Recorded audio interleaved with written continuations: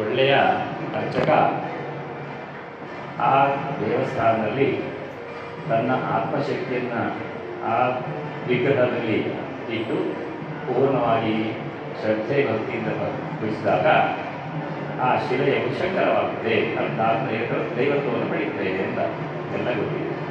ಇದಕ್ಕೆ ನಮ್ಮ ಹಿರಿಯರ ಕಾಲ, ನಮ್ಮ ಅಜ್ಜ ಒಂದು ಕಾಲದಲ್ಲಿ ಅವರಿಗೆ ಯಾವುದೇ ರೀತಿಯ ಇಲ್ಲಿ ಸೌಕರ್ಯ ಇರಲಿಲ್ಲ.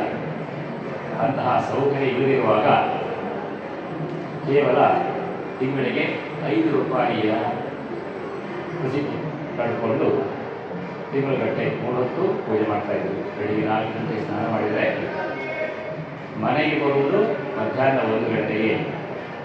ಅದೇ ತನಕ ದೇವಸ್ಥಾನ ಆಯಿತು, ಅವರಾಯಿತು, ದೇವರಾಯಿತು.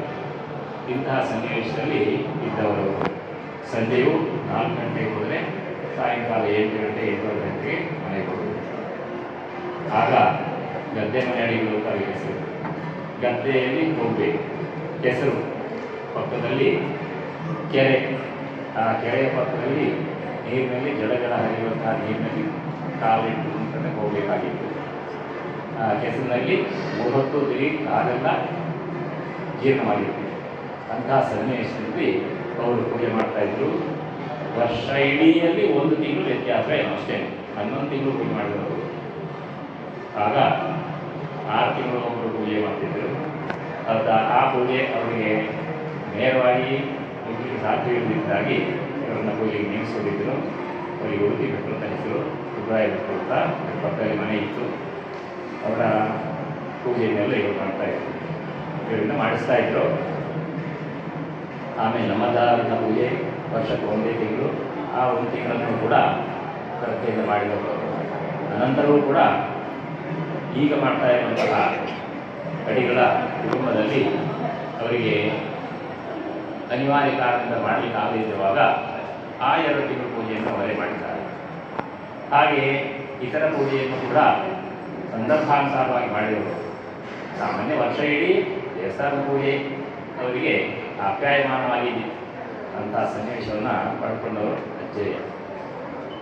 ಅವರ ಒಂದು ಪುಣ್ಯ, ಅವರ ಒಂದು ದೇವತಾ ಭಕ್ತಿ ನಮ್ಮನ್ನು ಇಂದು ಕಾಯ್ತಾ ಇದೆ. ನಾನೇನು ಅಲ್ಲ ಅನ್ನುವಂಥ ಸನ್ನಿವೇಶವನ್ನು ಅವರು ಶ್ರದ್ಧೆಯಿಂದ ಮಾಡಿದ್ದಾರೆ ಎಂಬ ಕಾರಣದಿಂದಾಗಿ ನಮಗೆ ಅದು ಅನಿಸ್ತಾ ಇದೆ. ಹಾಗೆ ತಂದೆಯೂ ಕೂಡ ಕೆಲವೇ ವರ್ಷ ಮಾಡಿದವರಾದರೂ ಕೂಡ ಅದೇ ರೀತಿಯಲ್ಲಿ ತಂದೆ ಹಾಕಿಕೊಟ್ಟ ದಾರಿಯಲ್ಲಿ ಪೂಜೆ ಮಾಡಿದವರು. ಅವರೆಲ್ಲರ ಮಹತ್ವಪೂರ್ಣವಾದಂತಹ ಶ್ರದ್ಧಾಭಕ್ತಿ ದೇವರಿಗೆ ಬಹುಶಃ ಸಂತೋಷವಾಗಿರಬಹುದು ಏನೋ. ಯಾಕೆಂದರೆ ನಮ್ಮ ಕುಟುಂಬದಲ್ಲಿ ಇಷ್ಟೆಲ್ಲ ವಿಚಾರ ವಿಮರ್ಶೆಗಳನ್ನು ಇಟ್ಟು ಒಂದು ಗೌರವಾದ ಸರ್ಕಾರ ಸನ್ನಿಧಿಯನ್ನು ಒದಗಿಸಿದವರು ಯಾರೂ ಇಲ್ಲ. ಭಾಳ ಹೆಮ್ಮೆಯಿಂದ ಹೇಳಿಕೊಳ್ಬೇಕಾಗುತ್ತೆ, ನನಗೆ ಅಂಥದ್ದೆಲ್ಲ ಸಿಕ್ಕಿದೆ ಅಂತ. ಯಾವುದು ಬಯಸದೆ ನನಗೆ ಎಲ್ಲವೂ ಸಿಕ್ಕಿದೆ ಅಂತ ಹೇಳ್ಬೋದು. ಅಂತಹ ಒಂದು ವಿಶಿಷ್ಟವಾದಂತಹ ಪ್ರಶಸ್ತಿಗಳಾಗಲಿ, ವಿಶಿಷ್ಟವಾದಂತಹ ಗೌರವವಾಗಲಿ, ವಿಶಿಷ್ಟವಾದಂತಹ ರೀತಿಯಲ್ಲಿ ನನ್ನ ಆಧರಿಸಿದ್ದಾಗಲಿ ಎಲ್ಲವೂ ಕೂಡ ಬಹುಶಃ 3 ತಲೆಮಾರಿನಿಂದ ಎಲ್ಲ ಒಟ್ಟು ಸೇರಿ ನನಗೆ ಸಿಗಬೇಕು ಅಂತ ನಾನು ಅದಕ್ಕೆ ತುಂಬ ಚಿರಋಣಿಯಾಗಿದೆ. ನಮ್ಮ ಹಿರಿಯರಿಗೆ ಮಾತ್ರವಲ್ಲ, ಈ ದೇವಸ್ಥಾನದ ಪೂಜೆಯನ್ನು ಮಾಡ್ತಾ ಇರುವಂತಹದ್ದು ನನ್ನ ಯಥಾಶಕ್ತಿ ಮಾಡಿದ್ದೇನೆ, ಅದನ್ನು ನಾನು ಹೇಳಿಕೊಳ್ಳುವುದಿಲ್ಲ. ಆದರೆ ಅದರಿಂದ ನಮ್ಮ ಹಿರಿಯರಿಗೆ ಸಂತೋಷವಾಗಿದೆ ಎಂಬುದನ್ನು ನಾನು ಗಮನಿಸ್ತೇನೆ. ನನ್ನ ಮಕ್ಕಳಿಗೂ ಕೂಡ ಅದೇ ರೀತಿಯಲ್ಲಿ ಬೋಧನೆ ಮಾಡಿದ್ದೇನೆ.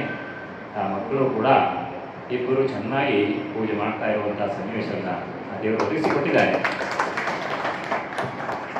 ಸಮಯಕ್ಕಿಂತ ದೂರದ ಊರಿಂದೂ ಕೂಡ ಬಂದು ಇದಕ್ಕಾಗಿ ಪ್ರತ್ಯೇಕವಾಗಿ ಅದನ್ನು ಶ್ರದ್ಧಾಭಕ್ತಿ ಮಾಡ್ತಾರೆ. ಬೆಂಗಳೂರಿನಿಂದಲೂ ಕೂಡ ಇದಕ್ಕಾಗಿ ಬಂದು ರಜೆ ಹಾಕಿ ಬಂದು ಕೆಲಸ ಮಾಡ್ತಾ ಇದ್ದಾರೆ, ಪೂಜೆ ಮಾಡ್ತಾ ಇದ್ದಾರೆ. ಇದು ನನಗೂ ಕೂಡ ಹೆಮ್ಮೆಯ ವಿಷಯ. ಯಾಕೆಂದರೆ ಪರಂಪರಾಗತವಾಗಿ ಬಂದದ್ದು ಪರಿಪೂರ್ಣವಾಗ್ತದೆ, ಆಕಸ್ಮಿಕವಾಗಿ ಬಂದದ್ದು ಅನನುಕೂಲವಾಗುತ್ತೆ. ಇದು ನಮ್ಮ ಪರಂಪರಾಗತವಾಗಿ ಬಂದದರಿಂದಾಗಿ ಇಬ್ಬರಿಗೂ ಕೂಡ ವಿಶೇಷವಾದಂತಹ ಒಲವು ಹಾಗೆ ಶ್ರದ್ಧಾಭಕ್ತಿಯನ್ನು ದೇವರು ಗಮನಿಸಿದ್ದಾನೆ. ಇದರಿಂದಾಗಿ ಅವರ ಪೂಜೆಯೂ ಕೂಡ ಜನಜನಿತವಾಗಿದೆ ಎಂಬುದಕ್ಕೆ ಸಂದೇಹ ಇಲ್ಲ. ಯಾಕೆಂದರೆ ಬೇರೆಯವರು ಹೇಳೋದನ್ನು ಕೇಳಿ ನಾನು ಆಗ್ತಾ ಇರೋದು ಅತಿಶಯೋಕ್ತಿ ಅಲ್ಲ. ಅಂತಹ ಸನ್ನಿವೇಶದಲ್ಲಿ ಈ ದೇವಸ್ಥಾನದ ಆಡಳಿತೆಯವರು ಹಾಗೂ ಈ ದೇವಸ್ಥಾನಕ್ಕೆ ಸಂಬಂಧಪಟ್ಟಂತಹ ಭಗವದ್ಭಕ್ತರು ಎಲ್ಲರೂ ಕೂಡ ನಮ್ಮ ಮೇಲೆ ವಿಶೇಷವಾದಂತಹ ಗೌರವ ಆದರವನ್ನು ಪಡೆದುಕೊಂಡಿದ್ದಾರೆ. ನಾವು ಅದಕ್ಕೆ ಪ್ರತಿಕ್ರಿಯೆಯಾಗಿ ಏನು ಹೇಳಲಿಕ್ಕೂ ಏನು ಮಾಡಲಿಕ್ಕೂ ಅಸಮರ್ಥರೇ. ಪ್ರಶಸ್ತಿಯನ್ನು ಸ್ವೀಕರಿಸುವುದು, ಆದರೆ ಆ ಪ್ರಶಸ್ತಿಗೆ ಸರಿಯಾದ ರೀತಿಯಲ್ಲಿ ನಡೆದುಕೊಳ್ಬೇಕಾದ್ದು ನಮ್ಮ ಕರ್ತವ್ಯ ಆಗಿರುತ್ತೆ. ಅದೆಲ್ಲವನ್ನು ಮನಗಂಡ್ರೆ ನಾನು ಇಷ್ಟೆಲ್ಲ ಪ್ರಶಸ್ತಿಯನ್ನು ಸ್ವೀಕರಿಸಲಿಕ್ಕೆ ಅನರ್ಹನೆಯೋ ಅರ್ಹ ಅಲ್ವೇನೋ ಎನ್ನುವಂತಹ ಭಾವನೆ ಬರ್ತಾ ಇದೆ. ಆಗ ಹೇಳಿದ ಹಾಗೆ ನನ್ನ ಕರ್ತವ್ಯ ನಾನು ಮಾಡಿದ್ದೇನೆ ಅಥವಾ ವಿಶೇಷವಾದ ರೀತಿಯಲ್ಲಿ ನಾನೇನು ಮಾಡಿದ್ದಿಲ್ಲ ಅಂತ. ಏನೇ ಆಗಲಿ ನೀವೆಲ್ಲ ಸೇರಿ ನನ್ನನ್ನು ಉತ್ತುಂಗದ ಶಿಖರಕ್ಕೆ ಏರಿಸಿದ್ದೀರಿ. ಸ್ವರ್ಗಕ್ಕೆ ಮೂರೇಗೇನು ಎನ್ನುವಂತಹ ಸಂತೋಷವನ್ನು ಕೊಟ್ಟಿದ್ದೀರಿ. ಪ್ರತ್ಯೇಕವಾದ ಹೆಸರು ನಾನು ಹೇಳೋದಿಲ್ಲ, ಎಲ್ಲರೂ ಕೂಡ ಸೇರಿಕೊಂಡು ಇವತ್ತು ಅಮೋಘವಾದಂತಹ ಕಾರ್ಯಕ್ರಮವನ್ನು ಇಟ್ಕೊಂಡ್ರೆ ನಾನೇನು ಹೇಳೋದು ಏನು ಹೇಳಲಿಕ್ಕೂ ಕೂಡ ನನಗೆ ಬಾಯಿಕೊಡುವುದಿಲ್ಲ. ನಾನು ಇಷ್ಟೇ ಹೇಳಬಲ್ಲೆ. ಗುರುನರಸಿಂಹನು, ಆಂಜನೇಯನು ನಿಮ್ಮೆಲ್ಲರಿಗೂ ಕೂಡ ಸುಖಾರೋಗ್ಯ ಭಾಗ್ಯವನ್ನು ದೀರ್ಘಾಯುಷ್ಯವನ್ನು ಕೊಟ್ಟು ಪುನಃ ಈ ದೇವಸ್ಥಾನದ ಈ ದೇವರ ಎಲ್ಲ ಕೈಂಕರ್ಯವನ್ನು ಮಾಡುವಂತಹ ಅನುಕೂಲವನ್ನು ಕರುಣಿಸಲಿ, ದಯಪಾಲಿಸಿ. ನಿಮಗೆಲ್ಲರೂ ಒಳ್ಳೆಯ ರೀತಿಯಲ್ಲಿ ಸದ್ಭಾವನೆಯನ್ನು ಉಂಟು ಮಾಡಲಿ. ಹಿತೋಪದೇಶವಾದಂತಹ ಕಾರ್ಯಕ್ರಮಗಳನ್ನು ನಡೆಸುವಂತಹ ಯೋಗವನ್ನು ನಿಮ್ಮ ಮಕ್ಕಳು ಮೊಮ್ಮಕ್ಕಳಿಗೂ ಕೂಡ ಕೊಡಲಿ. ಅದರಿಂದಾಗಿ ಈ ದೇವಸ್ಥಾನ ಇನ್ನಷ್ಟು ಬೆಳೆಯಲಿ ಹಾಗೂ ವರ್ಧಿಸಲಿ, ವರ್ಧಮಾನವಾಗಿ ಬೆಳೆಯಲಿ ಎಂಬಂತಹ ಒಂದು ಆಶಯವನ್ನು ಇಟ್ಕೊಂಡು ನಿಮ್ಮೆಲ್ಲರಿಗೂ ಕೂಡ ಒಳ್ಳೆದು ಮಾಡಲಿ ಅಂತ ಪುನಃ ಹೇಳ್ತಾ